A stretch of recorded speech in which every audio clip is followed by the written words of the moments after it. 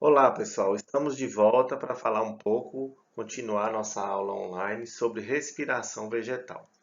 Até agora, a gente já abordou o assunto relacionado à glicólise e a rota das pentoses fosfato, certo? Nosso assunto de hoje vai abordar o ciclo do ácido cítrico, também conhecido como ciclo de Krebs, que neste caso ocorre, como a gente vai ver posteriormente, nas mitocôndrias. E ele depende de um dos produtos da glicólise para acontecer, que é o piruvato. Ok? Nessa, nesse slide aqui, a gente pode ter uma visão geral de todo o processo respiratório, onde a gente tem aqui o processo glicolítico, né? Bem tranquilo de ver, né? A partir de uma sacarose, que é convertida em glicose ou frutose ou depeglicose, que são o que a gente chama de exoses. Por que exoses? Vamos relembrar? Porque tem 6 carbonos. Essas exoses são então oxidadas a piruvato, que por sua vez vai ser transportado até as mitocôndrias, onde vai iniciar o ciclo de Krebs. Os vegetais têm essa rota alternativa aqui, que é a conversão do PEP. O que é o PEP? É o fosfenolpiruvato. E a enzima fosfenolpiruvato carboxilase converte o PEP em oxalacetato, que posteriormente é convertido a malato e também pode entrar aqui no ciclo de Krebs, né? Entra aqui na mitocôndria e vai participar aqui do ciclo de Krebs, já que o malato pode ser convertido a piruvato por ação dessa enzima conhecida como enzima málica dependente de NAD. Tá? Isso são rotas alternativas comuns em células vegetais, certo? Então hoje nós vamos abordar o ciclo do ácido cítrico ou ciclo de Krebs, ok? Na próxima aula a gente vai falar um pouco sobre a cadeia transportadora de elétrons, que é a próxima fase da respiração. Bom, como a gente já falou previamente, né? Aquele piruvato formado lá na cadeia transportadora, na glicólise, desculpa, ele é transportado até as mitocôndrias, né? Aqui tem um modelo de mitocôndria, né? Lembrando que o ciclo de Krebs, que é a fase que a gente vai comentar agora, ocorre na matriz mitocondrial, ok?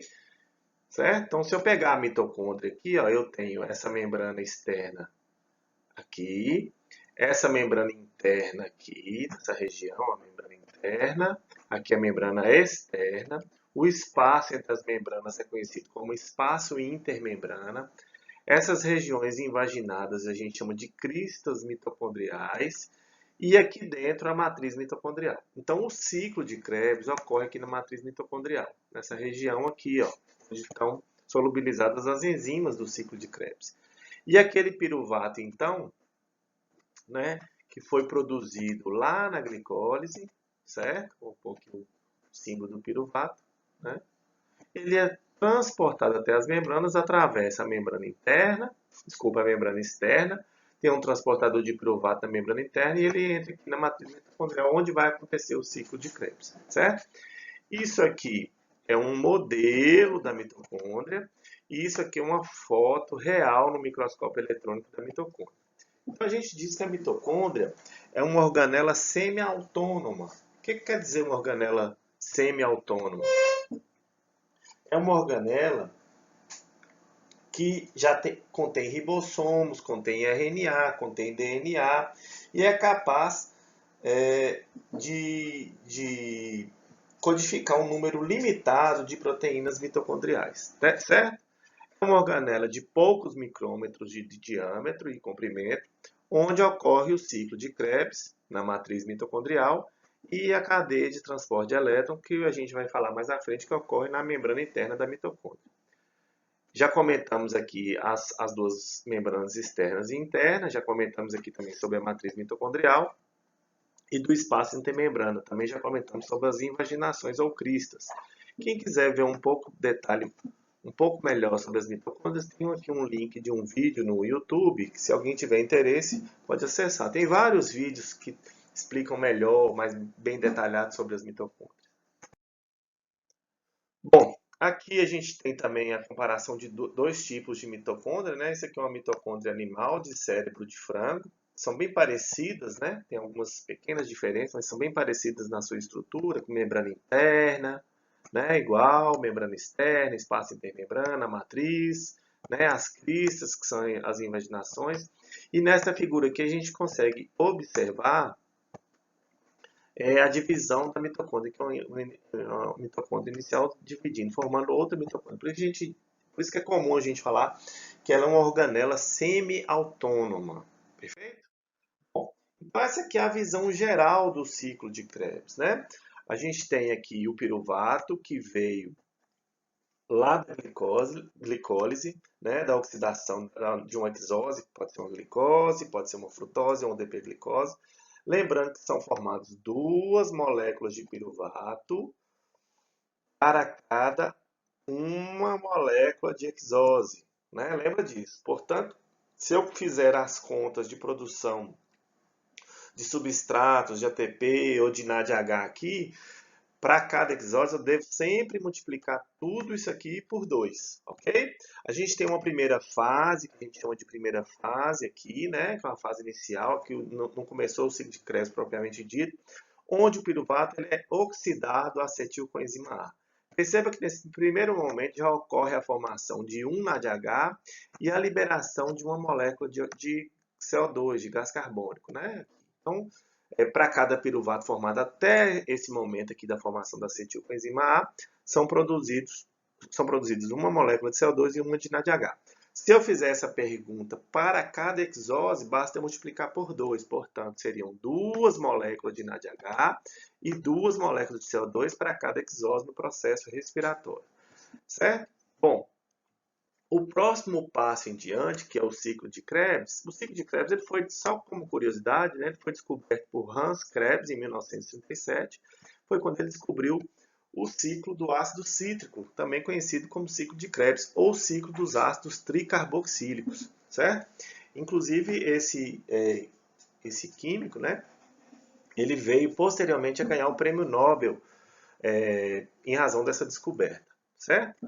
E aí, quando então começa de fato o ciclo ciclo de Krebs, né? Ou ciclo do ácido cítrico, ou ciclo dos ácidos tricarboxílicos. Então, o que vai acontecer aqui? Essa molécula de acetilcoenzima A, então, é a enzima conhecida como citrato sintase, e vai fazer a junção dessa molécula com a molécula do oxalacetato, formando o primeiro ácido de 3 carbonos. Por isso, o ciclo dos ácidos tricarboxílicos, que é o citrato, né? Ou o famoso ácido cítrico. Você pode perceber aqui que tem três carboxilas, né? Três radicais de carboxila aqui, por isso tricarboxílicos. E o número de carbonos aqui, vamos contar? 1, 2, 3, 4, 5, 6 carbonos. É uma molécula que tem 6 carbonos, certo? Nessa formação dessa molécula, a molécula de coenzima A ela é retirada da molécula de acetilcoenzima A. Bom, vem uma enzima então conhecida como aconitase e converte o citrato em isocitrato. Percebam que houve apenas uma alteração de estrutura da molécula, né? Manteve-se o número de carbonos, o número de carboxilas, né? Então, o isocitrato também é um ácido tricarboxílico. Posteriormente, então, vem uma enzima conhecida como isocitrato desidrogenase, né? Vai fazer a descarboxilação do isocitrato, ou seja, vai liberar CO2 aqui e vai resultar na formação também de um NADH. Portanto, nessa conversão do isocitrato ao 2-oxoglutarato por ação da isocitrato desidrogenase, ocorre a formação de mais uma molécula de NADH, de NADH. Bom, o 2-oxoglutarato, então, ele sofre a ação dessa enzima 2-oxoglutarato desidrogenase, novamente formando mais uma molécula de NADH e liberando o CO2, ou seja, está descarboxilando. É só contar o número de carbonos, aqui tinha 6, aqui agora tem 5, né? E agora a molécula de succinil com a enzima A, que sofreu descarboxilação, também diminui o número de carbonos. Neste caso aqui, lembra aquela molécula de coenzima A? Ela aqui, ó, ela vai entrar nessa reação, formando a molécula de succinil com a enzima A. Bom, Esta molécula, então, de succinilcoenzima A, por ação da succinilcoenzima A sintetase, ela é convertida à molécula de succinato. Percebam que aqui ocorre o que a gente diz de fosforilação em nível de substrato, ou seja, formação de ATP a partir de reações químicas, né, bioquímicas da planta aqui. Então, ao contrário do que a gente vai dizer que é a fosforilação oxidativa na cadeia de transporte de elétrons, ou transportadora de elétrons, aqui ocorre a fosforilação em nível de substrato. Então, formou uma molécula de ATP, ok? Bom, o succinato, então, por sua vez, ele, por ação dessa enzima succinato desidrogenase, ele é convertido a fumarato, né? Mas com formação de uma molécula de FADH2, né? Utilizou o FAD para formar FADH2 aqui, certo? Desidrogenou, né? A molécula de succinato e formou fumarato. Vem a enzima conhecida como fumarase, então, incorpora uma molécula de água aqui no fumarato e forma fumalato, ok?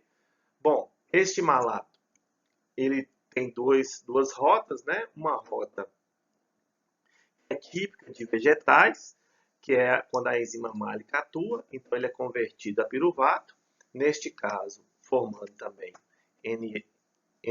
NADH e liberando CO2, ou então vem a enzima malato desidrogenase e converte o malato novamente ao oxalacetato e fechando o que a gente chama de ciclo, né? Fazendo o ciclo de Krebs se formar.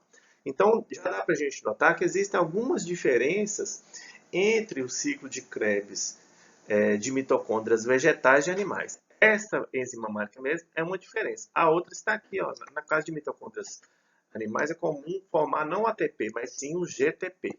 Certo? Então tem algumas diferenças. A gente diz que são muito parecidas, mas a respiração animal e vegetal apresenta algumas diferenças sim, mesmo sendo ocorrendo em organelas que são muito semelhantes entre si. Tá? Bom, então novamente, o ciclo de Krebs, a oxidação do piruvato ocorre em duas etapas. Esta é a primeira etapa, para a gente fixar, né? Onde o piruvato é oxidado a acetilcoenzima A, nessa primeira etapa, formando uma molécula de NADH e liberando o CO2. Se eu quiser saber quantas moléculas de NADH foram formadas aqui para cada exose oxidada na respiração até esse momento, basta eu multiplicar por 2, ok? Já que foram formadas duas moléculas de piruvato. E a segunda etapa é onde os grupamentos de acetil, né, serão oxidados completamente a CO2 no ciclo do ácido cítrico, que começa exatamente aqui, ó, né, essa segunda etapa. A gente já explicou previamente. Então aqui a gente vê novamente todo o ciclo completo e a gente pode calcular a quantidade de moléculas de NADH, de ATP e de FADH2 formadas. Bom, para cada piruvato, então, o que a gente observa? Considerando todo o ciclo, são formadas uma, duas, três, 4 moléculas de NADH. Então, são 4 moléculas, desculpa, de NAD, desculpa a letra, NAD, a letra muito ruim, mas não tem problema, o importante é vocês entenderem, são 4 moléculas de NADH, para cada uma molécula de piruvato. Se eu quiser saber para cada exose, eu vou ter que multiplicar isso por 2, certo? Por 2.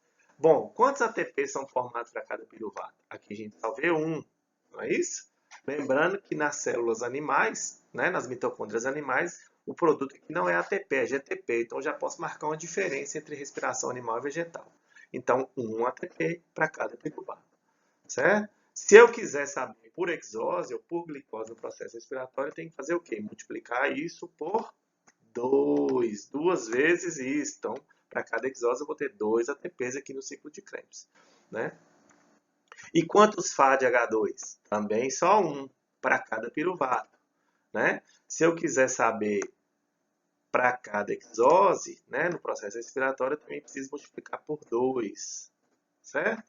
Então eu tenho para cada piruvato no ciclo de Krebs, considerando as duas etapas, né? 4 NADH formados, 1 ATP e 1 FADH2, ok? Já para cada exose, portanto, são formadas 2 moléculas de piruvato, eu terei 8 NADH formados, 2 ATPs e 2 FADH2. Então, isso é importante eu lembrar para quando eu for fazer a quantidade de ATPs formadas para cada exose no processo respiratório, eu saber em cada etapa quantos foram formados na glicólise, quantos foram formados no ciclo de Krebs e quanto que isso vai render de ATP lá na cadeia transportadora de elétrons. A gente já observou também algumas diferenças entre a respiração animal e vegetal. Então, a gente notou, por exemplo, que aqui na respiração vegetal a molécula formada é o ATP, é uma fosforilação em nível de substrato, ou seja, resultado de uma reação química, e no caso de respiração animal forma-se GTP. E outra, a presença da enzima málica, que também é característica de mitocôndrias vegetais, certo? Aqui é uma rota alternativa, né, que a gente chama de rota alternativa, característica de vegetais. Já é uma diferença da respiração animal para a respiração vegetal, ok? Então eu posso dizer que a atividade dessa enzima málica aqui, ó, que converte o malato em piruvato, que é uma rota alternativa, né, permite às mitocôndrias operarem esse tipo de rota, né, para o metabolismo do fosfenolpiruvato, derivado lá da glicólise, certo? São características de respiração vegetal. De forma semelhante, tem a pep-carboxilase, que é lá na glicólise, basta vocês voltarem no vídeo da glicólise, vocês vão observar que converte o PEP a malato, também é característica de células vegetais. Bom, aqui a gente termina, né, nossa videoaula sobre o ciclo de Krebs. Espero que tenha sido bem claro para vocês. Qualquer coisa é só voltar, assistir novamente o vídeo, que eu tenho certeza que todos vão entender e podem complementar o vídeo com a leitura do capítulo 12 do livro texto, que é o livro Fisiologia e Desenvolvimento Vegetal, a 6ª edição. Tá bom? Obrigado e até a próxima.